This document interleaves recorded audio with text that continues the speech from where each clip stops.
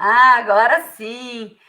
Boa tarde, boa noite a todos vocês. Eu, Eliana Oliveira, e hoje Carla Barbosa Rocha, vamos conversar com vocês nesse Dia dos Pais aqui em Portugal sobre São José e também sobre o Timarto, o pai da Jacinta e do Francisco. Olá, Carla! Olá, boa noite. Peço desculpa, estava aqui a mexer nas tecnologias. Tá certo, tá certo. Olha, seja muito bem-vinda mais uma vez. É sempre muito bom quando você aceita o nosso convite. E hoje, gente, eu vou largar o que é para falar na mão da Carla. Tem muita coisa bonita aí para ser falada. E eu só queria fazer aqui uma parte, porque tem muita gente do Brasil questionando por que, como assim Dia dos Pais? Porque o Dia dos Pais aqui em Portugal é o dia de hoje, dia 19 de março, que é o dia de São José, em outros países da Europa também. No Brasil, é no segundo domingo de agosto, e aqui é sempre na data do 19, não importa no dia que caia. Então, hoje em Portugal, nós comemoramos o Dia dos Pais, e então resolvemos falar desses dois pais que viveram em épocas tão distantes, mas que têm virtudes tão semelhantes e com as quais nós tanto aprendemos. E, Carla, conta um pouquinho aqui para a gente do que a gente vai ouvir hoje. Olha, hoje nós vamos essencialmente basear-nos na Carta Apostólica do Papa Francisco, na Patris Corde, sobre exatamente São José.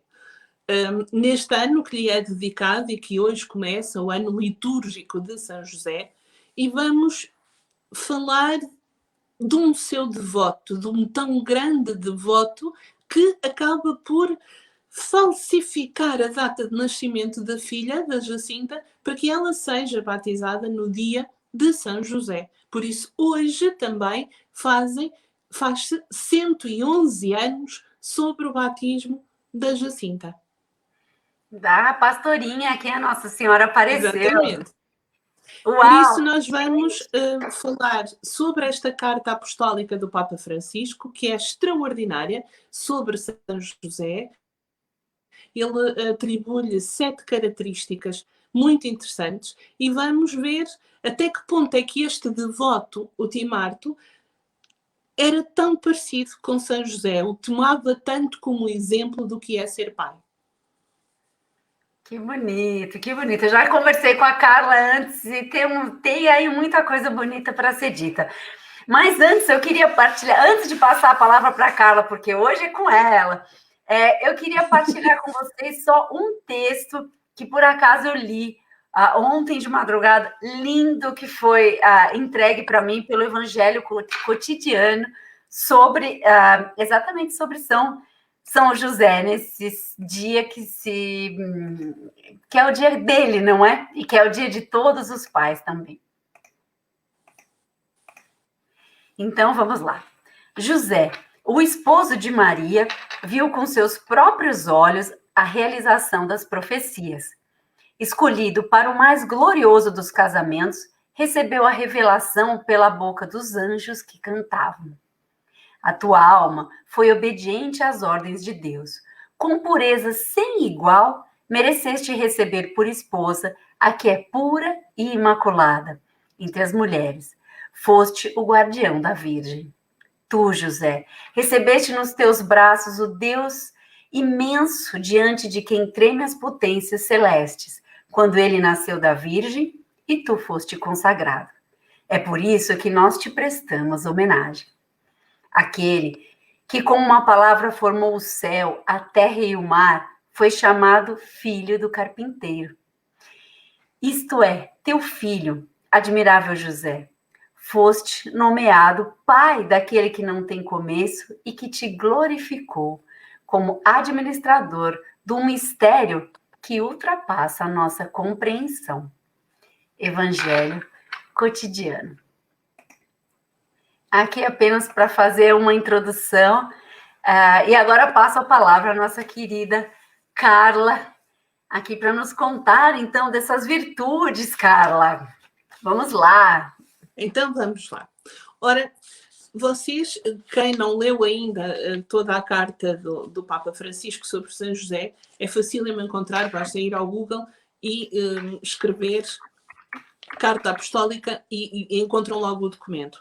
O documento está na página do Vaticano e está em português e é, como a maior parte dos documentos do Papa Francisco, é um documento para o povo, não é um documento para quem é letrado, é um documento para todos, é um documento para novos, para mais pequenos, está acessível a qualquer pessoa e é um documento que eu aconselho vivamente a que leiam todo. Neste documento, o Papa Francisco atribui 7 características, como eu tinha dito, a São José, e dá-nos exemplos para essas características.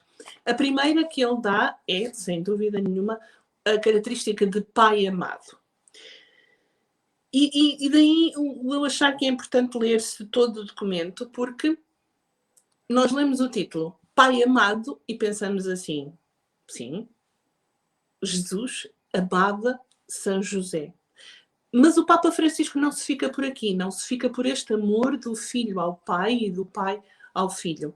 Ele dá-nos vários exemplos e diz-nos, por exemplo, e peço desculpa estar a folhear e mas prefiro, para não dizer asneira nenhuma, ler-vos o documento e ler-vos o que realmente lá está escrito, para não haver confusões. E então diz-nos o Papa Francisco: São José é um pai que foi sempre amado pelo povo cristão, como prova o facto de lhe terem sido dedicadas numerosas igrejas por todo o mundo, de muitos institutos religiosos, confrarias e grupos eclesiais se terem inspirado na sua espiritualidade e adotado o seu nome, e de há séculos se realizarem em sua honra várias representações sacras. Muitos santos e santas foram seus devotos apaixonados, entre os quais se conta Teresa d'Ávila, que o adotou como advogado e intercessor, recomendando-se instantemente a São José e recebendo todas as graças que lhe pedia. Animada pela própria experiência, a santa persuadia os outros a serem igualmente devotos dele. E, logicamente, que a paixão que temos pelos pastorinhos faz-nos ter, e isto confesso que eu tenho uma grande admiração pelos pais dos pastorinhos, principalmente pelos pais do Francisco e da Jacinta. E neste dia, o dia do pai, falarmos especificamente do Timarto. O Timarto era um homem muito, como eu costumo dizer, muito à frente do seu tempo. E então há uma senhora que foi servita que escreveu um livro que se chama precisamente O que o Timarto me disse. São algumas conversas dela com o Timarto e ela diz-nos e mostra-nos como este homem simples, este homem do campo, acaba por ter também uma projeção internacional e de muita gente o admirar, e passo também, se não se importarem, a ler-vos este bocadinho. Ela diz, e ela fala, e começa este texto dizendo: morreu o Timarto. No plano natural da vida, e lembrem-se, estamos em 1950 e pouco. No plano natural da vida, nem a vila mais próxima da sua aldeola teria sido avisada de tão insignificante facto. Mas mercê de um plano divino e sobrenatural a que o seu nome ficará eternamente ligado, a notícia correu veloz por toda a parte, anunciada na rádio, publicada em jornais, chegando, enfim, a todo o mundo, onde foi sentida por muitos milhões de almas que hoje conhecem e amam a mensagem de Fátima. Morreu o Timarto. Desapareceu do mundo, no nosso humilde crer, uma grande personalidade espiritual. Não, eu quero, antes de mais, esclarecer que eu não quero dizer o Timarto é igual a São José. Não, não é isso que eu quero. Eu não quero equiparar diretamente o Timarto ao São José. Quero com isto provar-vos que o pai que foi São José, qualquer um pode ser um pai à semelhança de São José. E mostrar-vos que há muitos anos atrás já havia alguém que deixava a sua marca no mundo E eu digo isto muitas vezes e volto a dizer, sem Facebook, sem Instagram e sem o Correio da Manhã TV. Este homem é notícia no mundo inteiro, porque é um pai que marca, é alguém com uma espiritualidade fora de série para a altura. E não é por ser o pai do Francisco e da Jacinta só, não, é pela sua própria vivência. O Francisco morreu em 1919, a Jacinta em 1920 e o Tim Martin ainda anda cá mais quase 30 anos depois disto. Não é, ele não acaba ali. A história deste homem, a entrega deste homem, a espiritualidade do Tim Martin não acaba quando os filhos morrem. E também não passa a ter o título de o pai do Francisco e da Jacinta. Não, ele continua a ser o Timarto. Aliás, ele não quer de forma nenhuma ser mais do que aquilo que é por ser o pai do Francisco e da Jacinta, mas isso ainda vamos ver mais à frente em mais situações. A segunda característica que o Papa Francisco atribui a São José é o pai na ternura. E diz-nos o Papa Francisco que a ternura é a melhor forma para tocar o que há de frágil em nós. Grande verdade. Que Isto foi o que lindo! acrescentei, o grande verdade. Que lindo! Muitas vezes o dedo em riste e o juízo que fazemos a respeito dos outros são sinal da incapacidade de acolher dentro de nós mesmos a nossa própria fraqueza, a nossa fragilidade. Só a ternura nos salvará da obra do acusador. Por isso, é importante encontrar a misericórdia de Deus, especialmente no sacramento da reconciliação, fazendo uma experiência de verdade e ternura. Em que é que o Timarto é parecido nisto com São José? Precisamente nesta entrega, no acolher. Este homem, no dia 13 de maio de 1917, entra-lhe uma criança, uma das filhas, em casa, com 7 anos, e diz: eu vi Nossa Senhora na cova de Iria. Vamos lá fazer um exercício de imaginação e pensar e pormos-nos nesta situação. Nós temos uma vida sossegadita, sem problemas, sem grandes confusões, sem grandes atritos, numa aldeia pequena, com pouca gente. E entram-nos 2 crianças em casa, uma delas com 7 anos, e diz: vi Nossa Senhora na cova de Iria. O que é que nós fazíamos hoje em dia? Então ficas caladinho, não dizes nada a ninguém, não viste de certeza, isso foi a ideia. Amanhã vou-te marcar uma consulta no psicólogo. O que é que o Timarto diz? A tia Olímpia, a mãe, diz à Jacinta: há de ser uma grande santa para ter visto Nossa Senhora. E o Timarto só diz isto: oh mulher, ela está a sonhar um sonho tão bonito, deixa-a sonhar. Este homem, e também nesta situação também a tia Olímpia, são os pais que, a partir do momento em que esta filha dá esta novidade em casa e se começa toda a confusão das pessoas que não acreditam, dos miúdos serem chamados para ir depor, para irem ao administrador depor, e eles são sempre firmes ao pé dos filhos. O Timarto sabe que os filhos dele, se dizem que é porque é. E que é uma coisa tão extraordinária que eles não iriam inventar. Por isso eles estão sempre ao lado deles. E esta questão da ternura, nós vemos principalmente numa situação que este homem, ele perde na altura da pneumónica, na altura da pandemia, sim, de uma pandemia que se estava a viver em Portugal, ele perde 4 filhos. Nesses 4, o Francisco e a Jacinta. E em curtos espaços de tempo. Ele perde o Francisco em abril de 1919, perde a Jacinta em janeiro de 1920, já tinha perdido um outro filho antes do Francisco, e em maio de 1920 ele perde outra filha.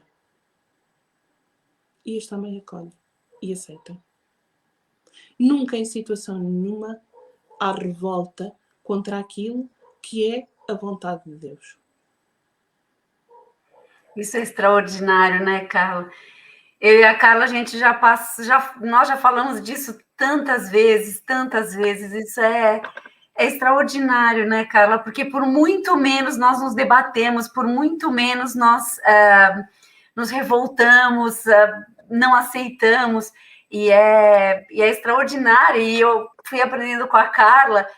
Claro que nós não temos aqui tanto tempo para tanta coisa, mas a Carla já me mostrou e já me confirmou isso de diversas formas, que realmente ao longo da vida, né, Carla, da vida toda, eles nunca perderam a fé, eles nunca deixaram de assistir à missa e não se revoltaram. Isso é o que realmente, assim, pula a minha atenção e chama a minha atenção, porque eram pessoas do meio rural, né? Como a gente já falou, sem luz, sem água, vivendo uma vida rural, comiam o que plantavam, mas eram pessoas tementes a Deus e essa ternura, ou esse pilar, né? Fica muito claro na estrutura da família como o tio Marto era um pilar, era uma fortaleza ali que realmente não se abatia, né?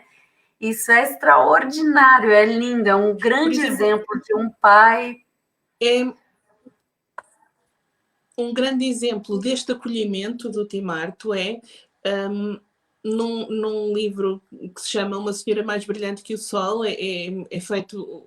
Quem escreve o livro é um padre que lidou muito de perto com a família, que os entrevistou variadíssimas vezes e os questiona várias vezes. E há uma altura que falam precisamente da morte do Francisco. E a tia Olímpia diz, eu ainda pensei que ele se ia sair bem daquela doença. E o Tim Marto diz uma coisa tão extraordinária como isto. Se ele se ia sair bem, saiu-se ele que foi para o céu, para o pé de Nosso Senhor. Este homem está a falar da morte de um filho. Não se revolta. Diz precisamente que bem saiu-se ele da doença porque foi para o céu, para os braços de Nosso Senhor. Eu não estou com isto a dizer que quem se revolta, que são piores pessoas, longe de mim. Eu tive uma situação com o meu filho que, graças a Deus, não o perdi e, se calhar, também perguntei porquê a mim. Ao fim de meia hora, tive que arregaçar as mangas e mudar de pensamento, não é? Mas este homem tem uma entrega fora do comum. Ele tem Deus no coração, só.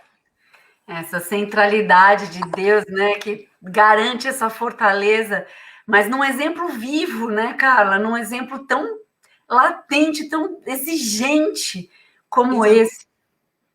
De fato, a gente fica sem palavras, é emocionante realmente. Isso porque isto são doenças tanto do Francisco e da Jacinta, como de variadíssimas pessoas na aldeia, como de variadíssimas pessoas no país na altura, como agora o Covid, é uma coisa respiratória, não dá conforto, não é fácil. E ele vê este sofrimento diariamente dos filhos. E quando a tia Olímpia diz, ainda lhe vi melhoras, pensei que ele saía bem disto. E ele diz, bem, saiu-se ele. É exatamente o acolher a vontade de Deus. O que para nós é tão difícil tantas vezes é precisamente isto, é o acolher a vontade de Deus. E com o quê? Com ternura, sem revolta. Ai, que lindo! E ainda vamos na segunda, gente. E ainda vamos na segunda. Isto também é a Indiana a tentar dizer-me, despacha-te. E então passamos à terceira. A terceira, o Papa Francisco diz-nos que São José é o pai na obediência. De forma análoga a quanto fez Deus com Maria, manifestando-lhe o seu plano de salvação, também revelou a José os seus desígnios por meio de sonhos que na Bíblia, como em todos os povos antigos, eram considerados um dos meios pelos quais Deus manifesta a sua vontade. José sente uma angústia imensa com a gravidez incompreensível de Maria, mas não quer difamá-la. e decide deixá-la secretamente. No primeiro sonho, o anjo ajuda-o a resolver o seu grave dilema.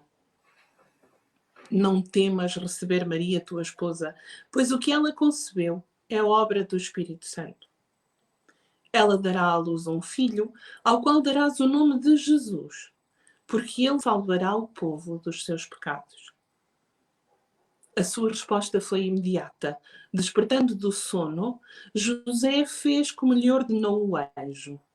Com a obediência, superou o seu drama e salvou Maria.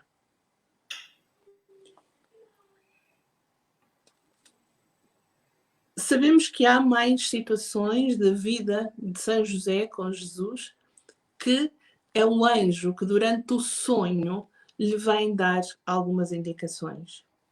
Por exemplo, a fuga para o Egito também tem como base precisamente um sonho em que o anjo avisa que é preciso sair dali.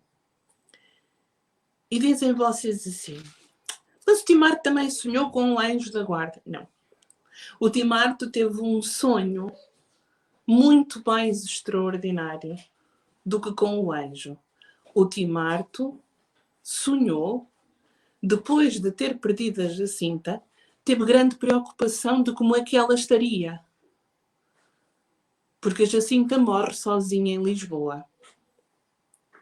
Ele não está com ela nos seus últimos dias. Por isso há uma grande tormenta, há uma grande preocupação de como é que ela estará. E o Timarto tem um sonho em que vê a sua Jacinta. E conta isto a um senhor... Sabem aqueles jornalistas de alguns canais de televisão que nos espetam a faca para dar a notícia e depois ficam ali a rodar para magoar e a entrevistar-nos ao mesmo tempo? Pois é, já nesta altura havia jornalistas assim. E o Timarto apanha precisamente um jornalista assim, a quem ele, pela sua inocência e pelo seu à vontade, diz que sonhou com a Jacinta. E ele depois fica muito revoltado e diz: eu sabia, não lhe tinha contado.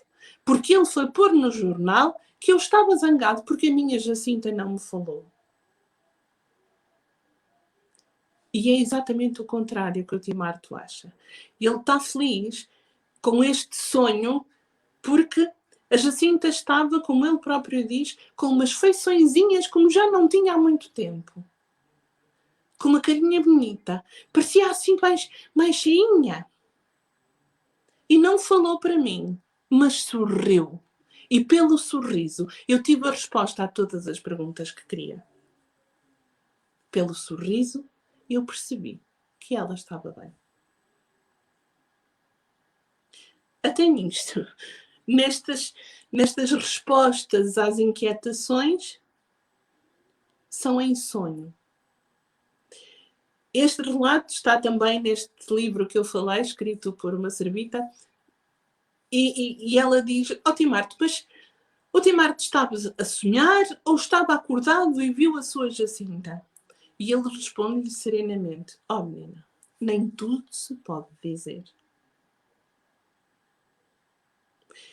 Por isso, fica no ar e eu tenho uma admiração enorme pelo Timarto e pela tia Olímpia por esta forma de ser pais.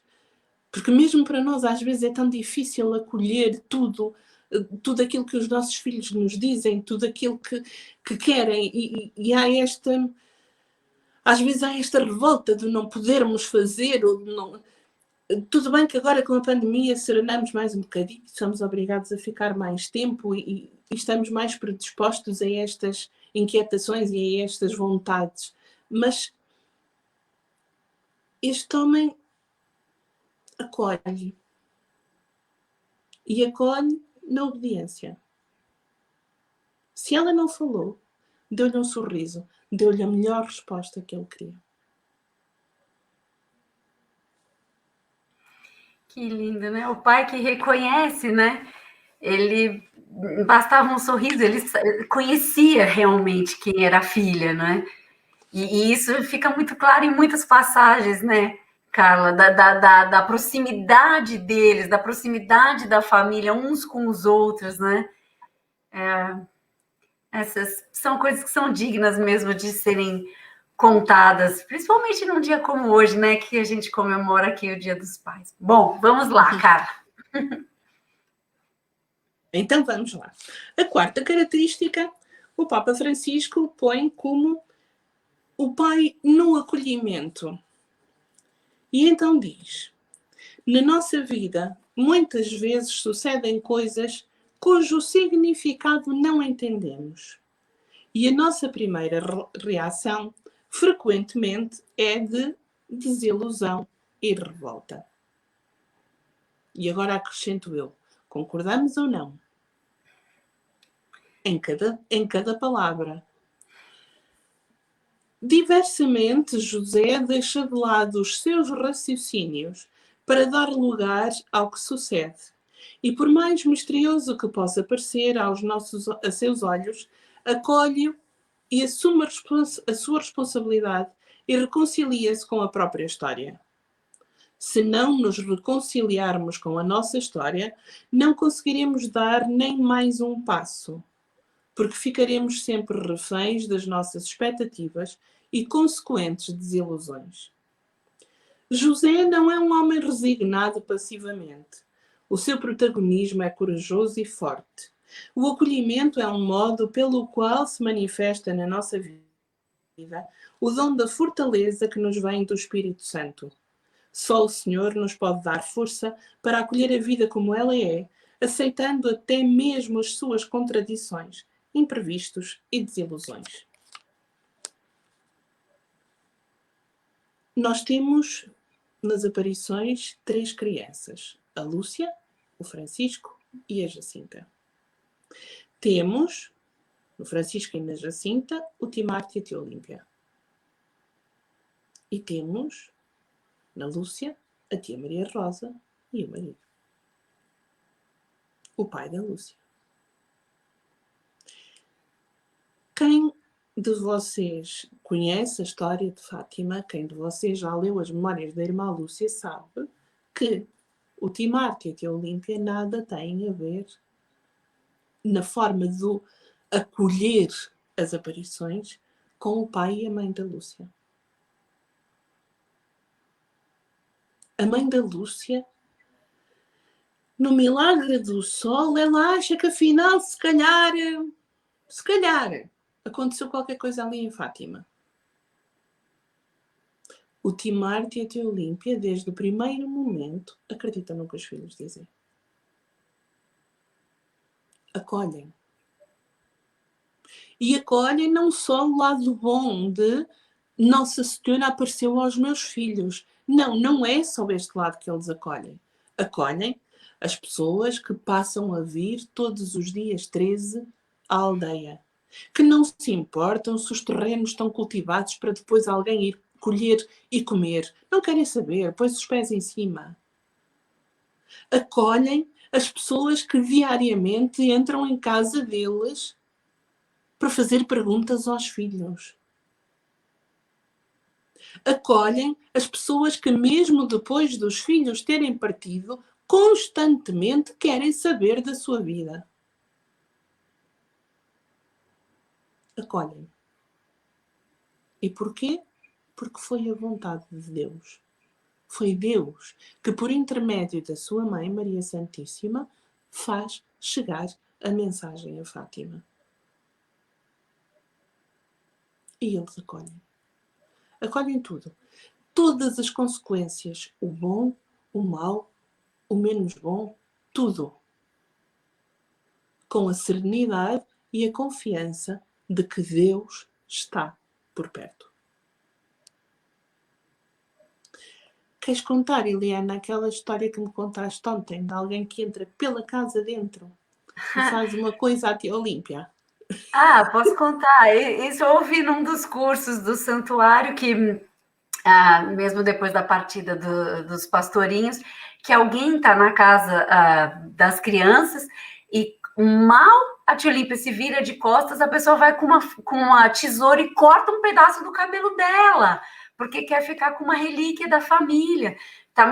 É muito difícil, mesmo a gente que lê e que estuda, é muito difícil tentar passar a quantidade de pessoas e a quantidade de interrogatórios pelos quais os pastorinhos passaram, a casa que era praticamente invadida, né, Carla? Quantas vezes os interrogatórios foram na casa deles?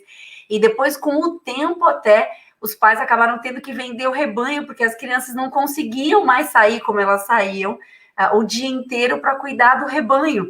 Já não conseguiam, porque era sempre alguém a chegar, aí tinha que sair um outro irmão para ir chamá-los. Quer dizer, era mais um que deixava de trabalhar, sendo que toda a família sempre era unida. Isso era transversal aqui, essa região de Fátima, e um pouco transversal por todo o Portugal, que era essencialmente um país rural nessa época. Todo o ambiente familiar trabalhava em prol do seu próprio sustento.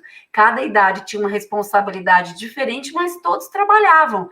Então, um dos irmãos teve que parar para ir chamar a Jacinta e o Francisco, que também tinham que voltar. Isso acabava trazendo uma complicação, digamos assim, no dia a dia da família muito grande, acarretava consequências que eram complicadas para a família. Então, não é fácil nós queremos colocar, né, Carla, como você estava explicando aqui, como eles foram invadidos dentro do próprio espaço deles, né, depois das aparições. E a Lúcia, como a Carla estava aqui a comentar, a Lúcia fala muito nas suas memórias, muito. A diferença que ela sentia no coração entre o tratamento que os primos recebiam dos pais e o tratamento que ela recebia dos pais dela. Mas ela, com toda a sua generosidade, com toda a sua centralidade em Deus, ela dizia que sempre oferecia esse sofrimento a Deus, mas muito ela sofria, sem querer mesmo, como ela dizia, às vezes acabava por comparar, havia diferença tão gritante entre a forma como os primos eram tratados em casa e como ela era tratada.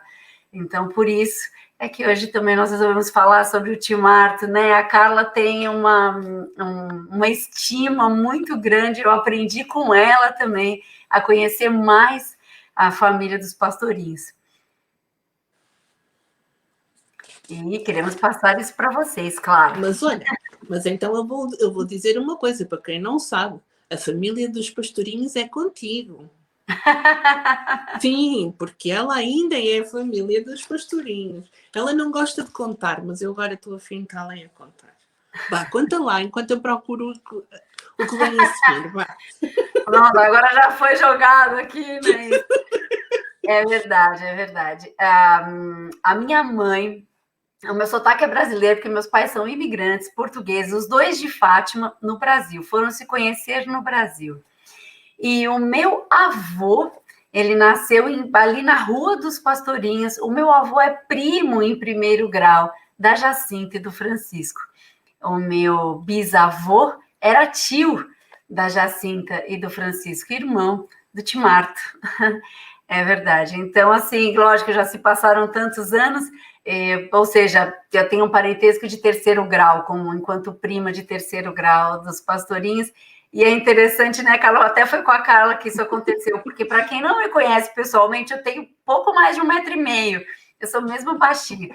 E a primeira vez que eu tive tanto orgulho na minha altura, quando o padre Carlos, ali no Hospital Dona Estefânia, olhou para mim e disse: nossa, a princípio, se a Jacinta tivesse chegado à idade adulta, provavelmente ela seria como você. Gente, vocês não imaginam, dentro de mim, eu nunca assim fiquei tão feliz de ser baixinha. Não, mas naquela altura cresceste.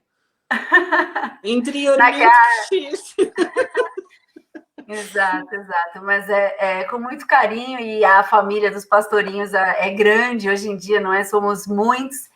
Uma parte está ainda no Brasil, porque uma parte da família acabou por imigrar. O meu avô era o barbeiro de Aljustrel e acabou por imigrar. A minha mãe era muito pequena, e até que vou fazer uma parte rápido, Carla. E até a minha mãe diz isso, era muito, assim, presente para nós. Ela sempre falava de uma gruta muito grande que ela mostrava para os turistas em troca de uma moedinha.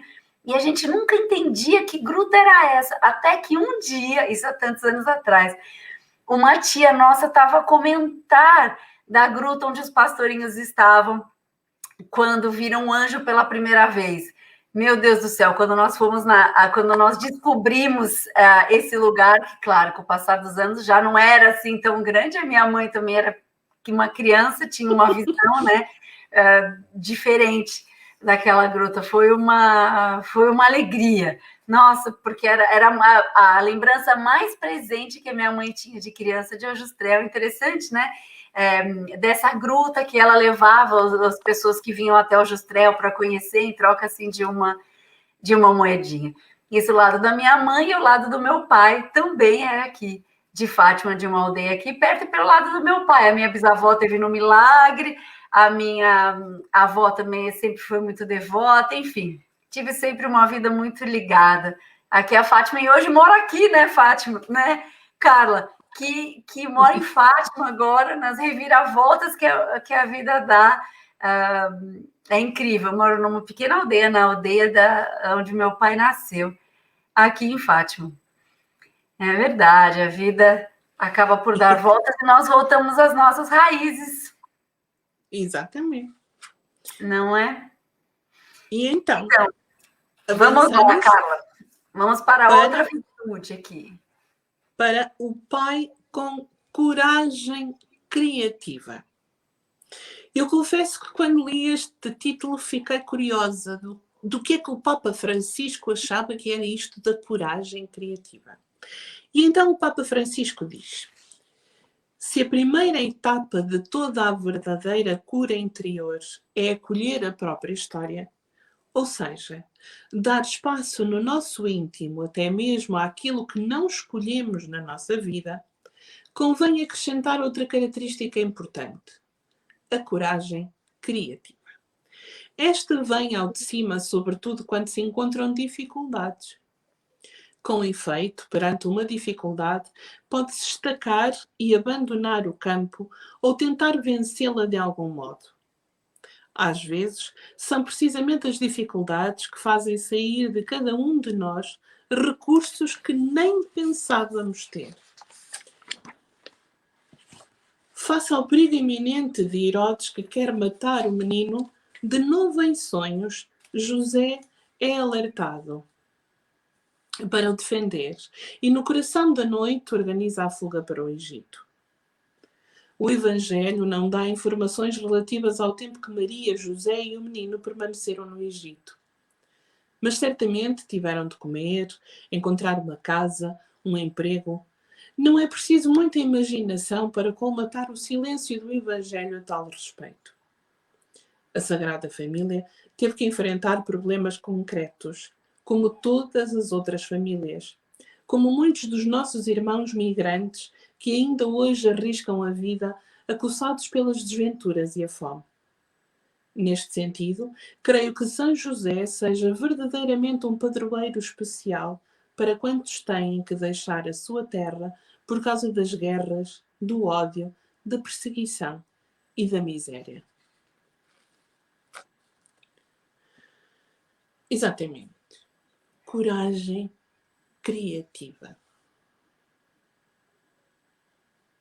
Temos ou não temos? Temos sim. Às vezes achamos que não, e o primeiro instinto é tirar a toalha ao chão e dizer não quero mais. Se é isto, eu não quero mais. E estou a lembrar-me agora, para vos dar o exemplo, sem querer fugir do tema, os pastorinhos em maio, quando Nossa Senhora pergunta: quereis oferecer-vos a Deus? Dizem logo: queremos sim. E ela avisa: ireis, pois, ter muito que sofrer. E eles continuaram na sua convicção do sim a Jesus. Em junho, um mês depois, uma das primeiras perguntas da Lúcia é: falta muito para nos levar para o céu? Quantos de nós olhamos para uma contrariedade e dizemos: Senhor, eu sei que tu dás as maiores batalhas aos teus melhores soldados, mas eu não sou o Rambo. Já dissemos algumas vezes ou não? Provavelmente já. Confesso, até eu já o disse e até já publiquei nas redes sociais. Acho que Deus me confunde com o Rambo, porque dizem que ele dá as melhores batalhas aos melhores soldados. Se calhar hoje de algumas dessas contrariedades até já me arrependi e já tive a tal coragem criativa para dar a volta. Mas na hora, às vezes falta. E é precisamente essa coragem criativa que o Tim Arthur tem que ter de uma situação que nós também já falamos aqui, que é a quantidade de gente que aparece, que calcam terrenos, tem que vender o rebanho. A vida não era fácil antes das aparições. E depois acontece algo de tão extraordinário, de tão maravilhoso, de tão bom nesta vida e as dificuldades aumentam. E o Tim Arthur tem que ter precisamente esta coragem criativa para dar a volta e para encontrar outras soluções para tudo isto. É que ele não é só pai do Francisco e da Jacinta. Ele é pai de 7 filhos. Ele é padrasto de mais 2.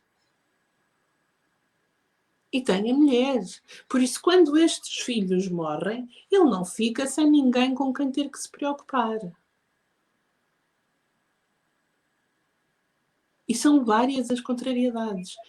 E nunca ele desiste.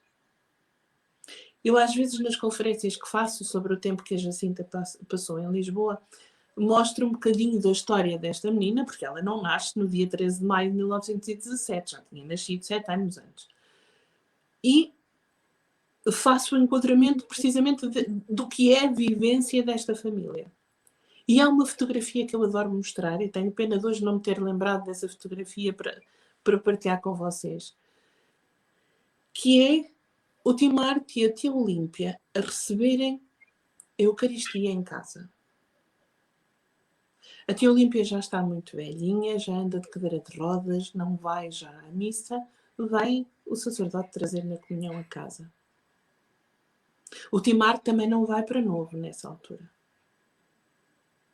E estão os dois de joelhos na soleira da porta, à espera do senhor prior que vem trazer a comunhão.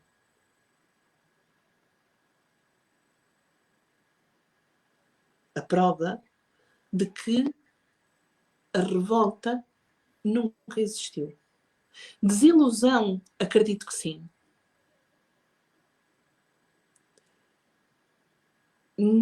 Eu própria, e se calhar muitos de vocês já passamos por isto, de durante uns segundos perguntar porquê a mim. Provavelmente o Tim Arthur terá perguntado. Mas no minuto a seguir terá arregaçado as mangas e há de ter pensado: se Nosso Senhor me pôs nesta situação, Ele há de ajudar a ter a solução.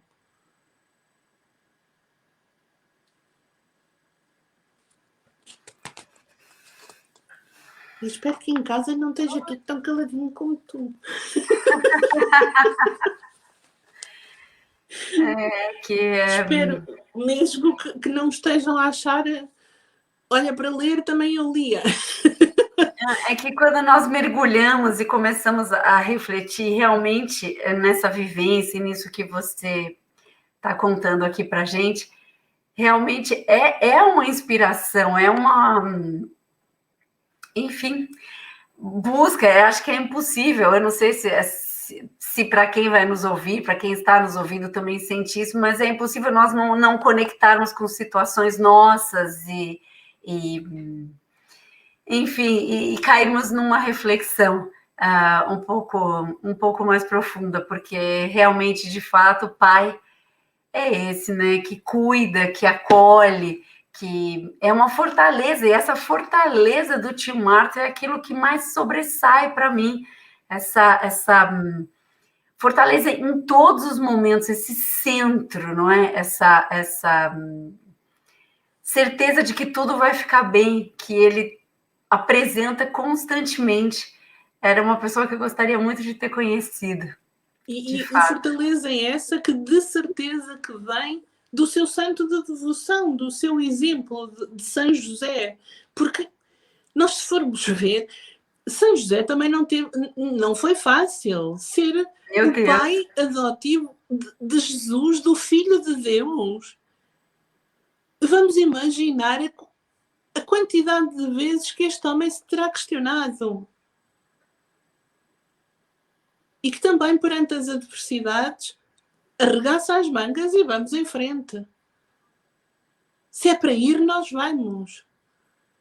de verdade. Ele acolhe Maria na situação que acolhe, num tempo em que o destino dela seria ser apedrejada. Ele Sim, acolhe se um ele não filho. tivesse dito sim, toda a vida de Jesus seria diferente, né? Porque a própria Exatamente. marca que o José deixa em Jesus, em tudo, não é? No trabalho e na convivência, enquanto pai presente que se faz, não é? É incrível. Quer dizer, o que ele acolhe, o que ele aceita e o que transformou, porque bastava um não dele para toda a história ter sido outra, né? E vamos imaginar, eu acho que o adotar uma criança que é um ato de altruísmo fantástico. É o querer tomar para nós alguém que, no fundo, somos nós que estamos a escolher.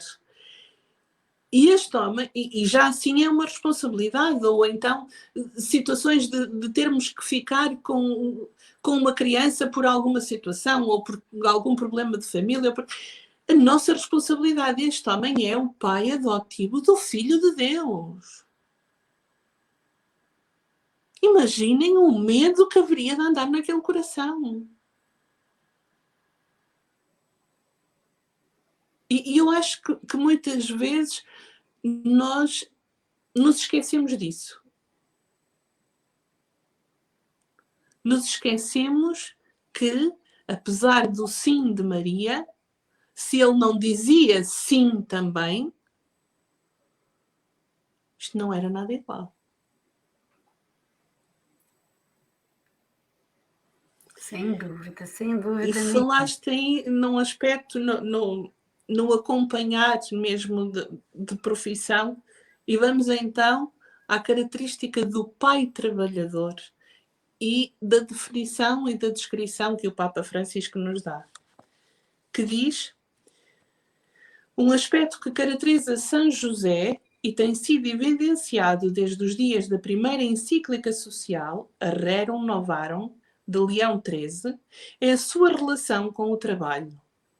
São José era um carpinteiro que trabalhou honestamente para garantir o sustento da sua família.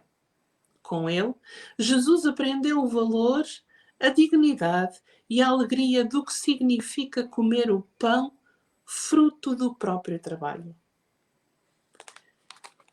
E é exatamente o que também já falamos aqui sobre o Timarto.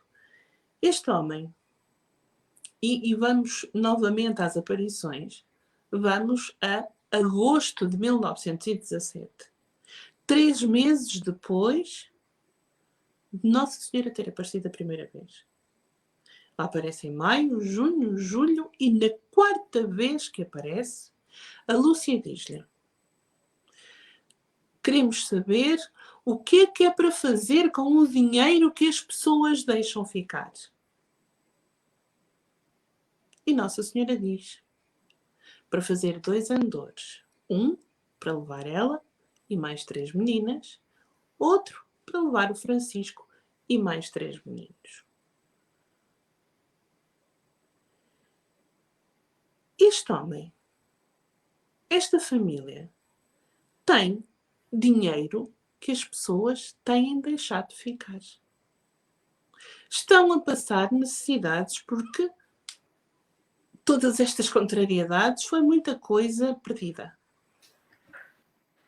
E não fica com 1 centavo.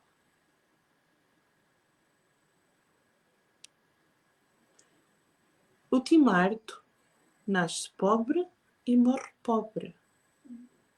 não ficou nunca com nada que não fosse do seu trabalho.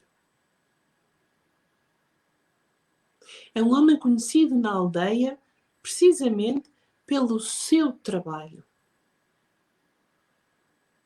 pela sua entrega ao trabalho. É sem dúvida o pai trabalhador. O pai que ensina o valor e a dignidade e a alegria de comer o pão do próprio trabalho.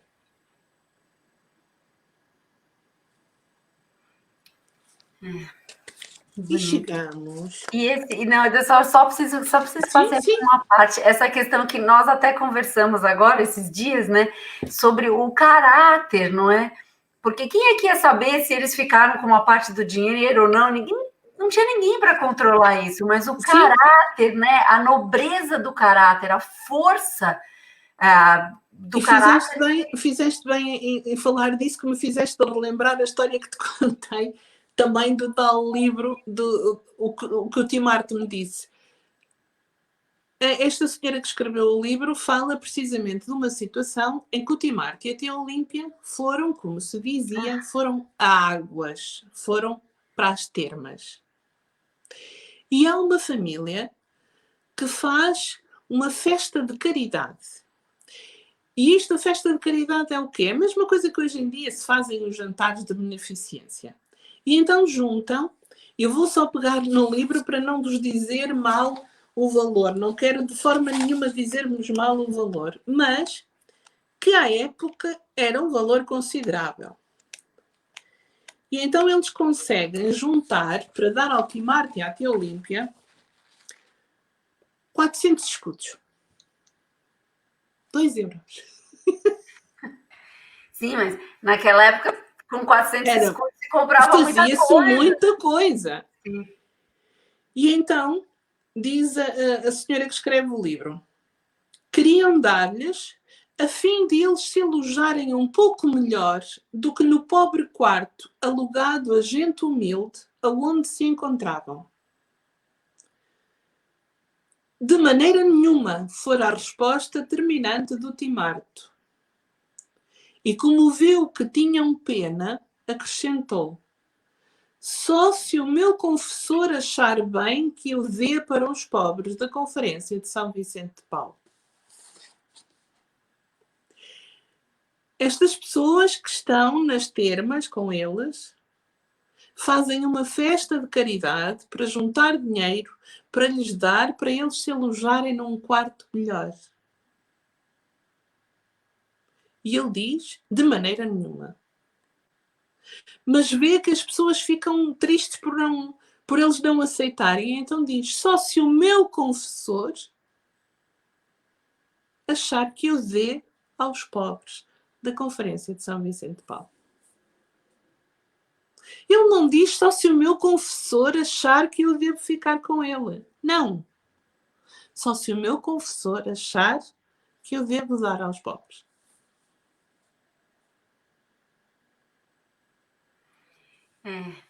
Fica claro isso em tantas passagens, né? Que eles não têm nenhuma... eles não têm nenhuma vontade de... Eu nem posso chamar isso de luxo, mas... o que a vida entrega, o que eles conseguem para eles é suficiente. Eles não almejam ter aquilo que eles não têm naquele momento, mesmo que seja possível, mesmo que alguém ofereça o dinheiro. Exato. Não precisa. Há quem precise mais, né? Há quem possa precisar muito mais do que eu. E isso é muito digno, muito digno. Reforça aqui o que eu estava falando, né? Da força do caráter do Tim Martin. Um pai exemplo. E chegamos então à 7ª característica. A 7ª característica, o Papa Francisco dá-lhe o título de Pai na Sombra. E diz, a paternidade que renuncia à tentação de decidir a vida dos filhos sempre abre espaços para o inédito. Cada filho traz consigo um mistério, Algo de inédito que só pode ser revelado com a ajuda de um pai que respeita a sua liberdade. Um pai sente que completou a sua ação educativa e viveu plenamente a paternidade apenas quando se tornou, e isto o Papa Francisco diz entre aspas, quando se tornou inútil, quando vê que o filho se torna autónomo e caminha sozinho pelas sendas da vida, quando se coloca na situação de José, que sempre soube que aquele menino não era seu, fora simplesmente confiado aos seus cuidados.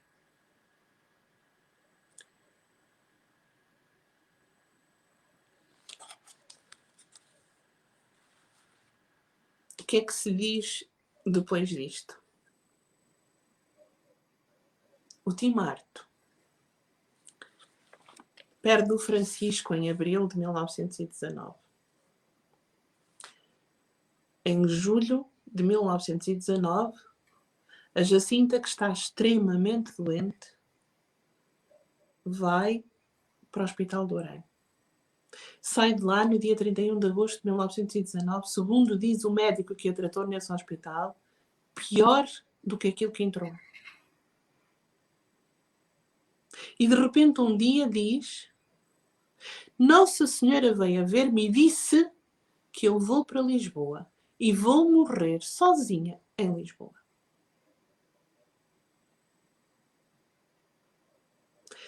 Entretanto, a Jacinta está cada vez mais doente e o Dr. Eurico Lisboa vai a Fátima e conhece a Jacinta e acha que pode fazer alguma coisa por ela, trazendo-a para Lisboa. E começa a história a chegar àquilo que Nossa Senhora disse. Ora, Nossa Senhora disse que ela ia para um hospital em Lisboa e ia morrer sozinha.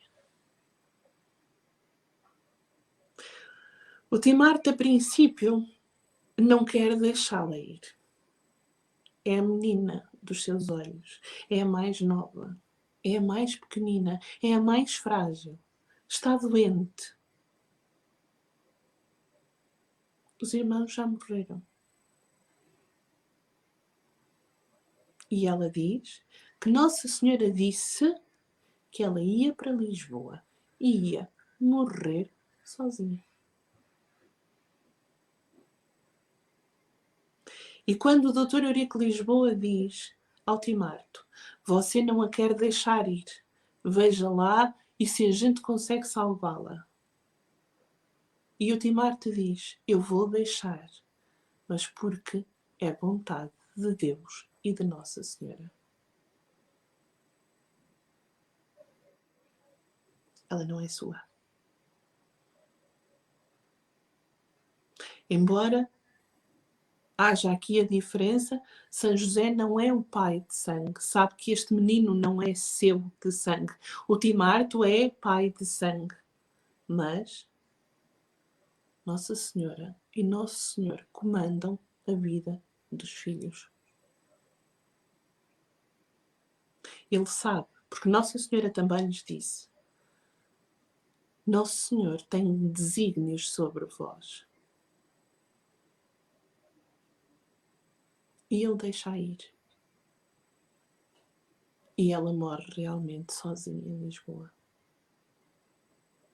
E o Timarto diz, no livro que eu já falei, na Senhora Mais Brilhante que o Sol, que no dia em que o barão de Albeázaro chama à casa dele para lhe dar a notícia de que tinha sabido de Lisboa que a Jacinta tinha partido.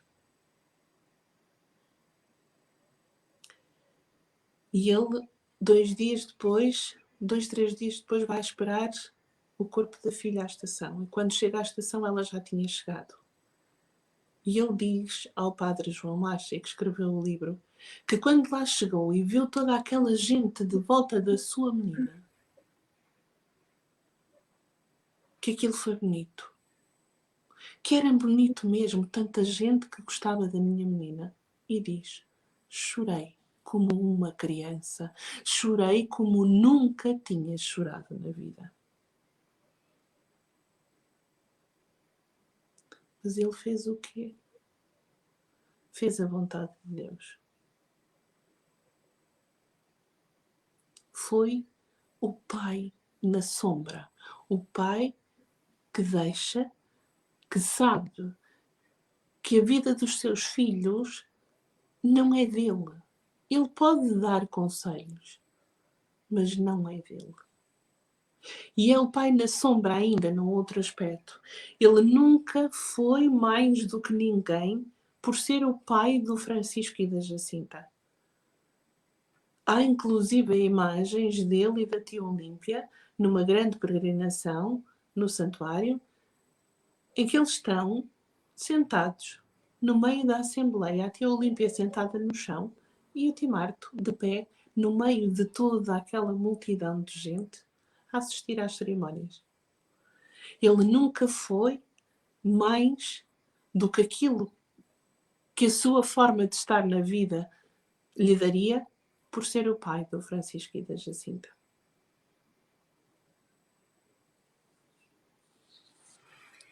Já dissemos tudo. E ainda ontem ou anteontem, a gente estava falando disso, né? Que não há relatos da despedida do Timarto, da Jacinta, quando ela vai para Lisboa, né? Pelo menos que esteja acessível ou que nós tenhamos visto, né? Até hoje.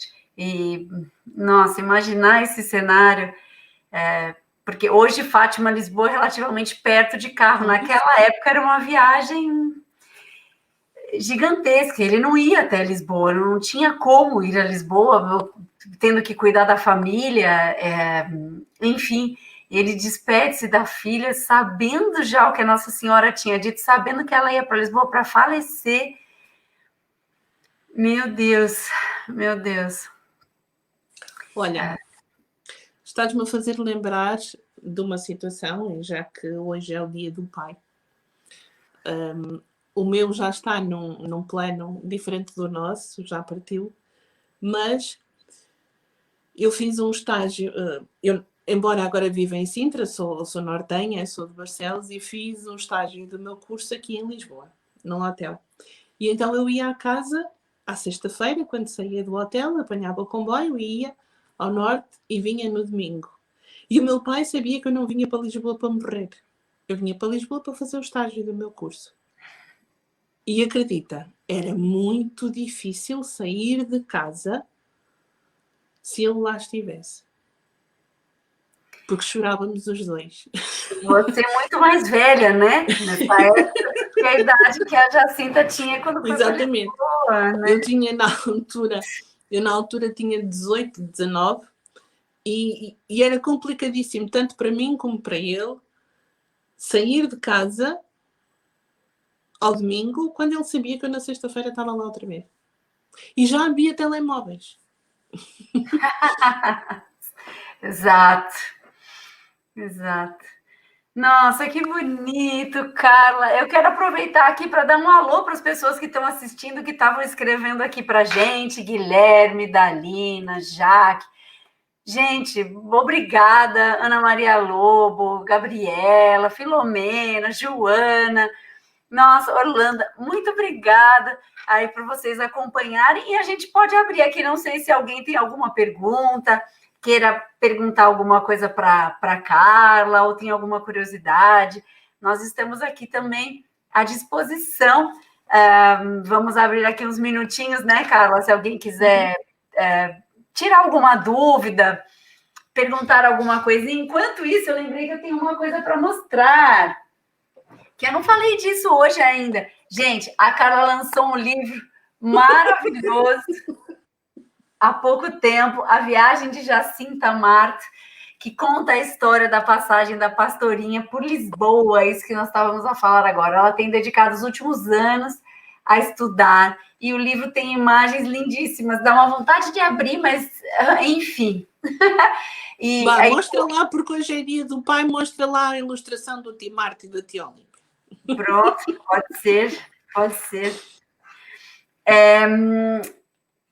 Eu não sei se alguém quer perguntar, tá todo mundo muito quietinho, mas dá vontade de mostrar todas. Dá vontade de mostrar todas.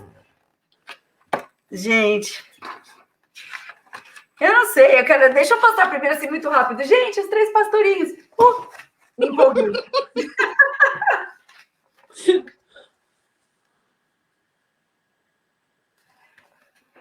Eu adoro essa imagem. Mesmo. Estão todos.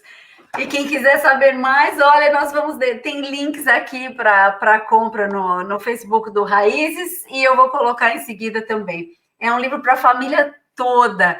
É um livro assim muito com muita informação interessante. É para todos, não é só um livro infantil, sim, mas é para a família toda. Muita informação interessante. Fala sobre as pessoas que estiveram envolvidas também nessa passagem da Jacinta por Lisboa. E o Raízes de Fátima recomenda A Viagem de Jacinta Marto, por Carla Barbosa Rocha. Super dica aqui para vocês. As pessoas aqui estão um pouco, acho que, tímidas, Carla. Estão um pouco tímidas, mas Isto que bonito. tem duas leituras. Ou eu disse muita asneira, ou gostaram. Ou dormiram, não sei. Não, imagina, estamos a brincar. Foi muito bonito, muito importante. Nós vamos também partilhar aqui em seguida o texto que serviu aqui de base dessas virtudes do Papa Francisco, que a Carla citou. E esse trabalho todo, tudo isso que foi falado do Tim Marto já é um trabalho aqui da Carla. Nós agradecemos muito a presença de vocês, né, Carla? E desejamos a todos vocês, pais, deixamos aqui a nossa gratidão a todos vocês, pais, que impactam na vida de todos nós. Porque o ser pai não acaba por ser transversal, Carla, não é só para os filhos, não é? Como agora, no caso, estamos a falar de São José, estamos a falar do Tim Marto e de tantos outros pais que nos mostram exemplos de caráter, de nobreza, com as suas atitudes. Então, fica aqui o nosso abraço carinhoso de parabéns a todos os pais heróis que nos ensinam tanta coisa no nosso dia a dia. Muito obrigada aos que aqui estão, aos que já partiram, a nossa gratidão. A nossa gratidão. Bom, e vamos chegando ao fim, Carla. A palavra é sua. Quero falar mais alguma coisa? Enquanto isso, eu fico aqui, ó. Não, estava só a ver se havia alguém que tinha feito alguma pergunta, mas parece que toda a gente ficou esclarecida. Acho que sim. Olha, agradecer-te imenso esta oportunidade de participar nestes diretos contigo. Eu fico tão feliz, Carla. É uma satisfação. Se calhar a gente pode se meter nisto outra vez. Virão mais, vamos ter novidades. Alguém está pedindo aqui, Carla, para recordar o nome do livro do Tim Marto. Não sei se ele está disponível, se é fácil de encontrar. Não é muito fácil. Isto é uma coisa muito antiga. Eu tenho em fotocópia. Só para terem ideia, é um livro de 1957. A capa é esta. Estou a mostrar direitinho. Sim, estamos vendo. Pronto. Chama-se O que o Tim Marto me disse. É provável que seja bastante difícil de encontrar, né? A autora é Margarida de Bragança. E provavelmente sim, será uma coisa difícil de hoje em dia encontrar, mas às vezes algum alfarrabista ou alguma... Isto foi publicado no dia 28 de junho de 1957. Ok. Eu própria não tenho o original, tenho fotocópias. Bom, e quem tiver interessado, a gente prepara aqui uma live para a Carla falar mais desse livro também. Escrevam, mandem comentários, críticas. É tão importante para a gente saber o que vocês gostariam de ouvir mais, o que vocês têm dúvidas. Enfim, afinal, esses conteúdos são preparados todos para vocês.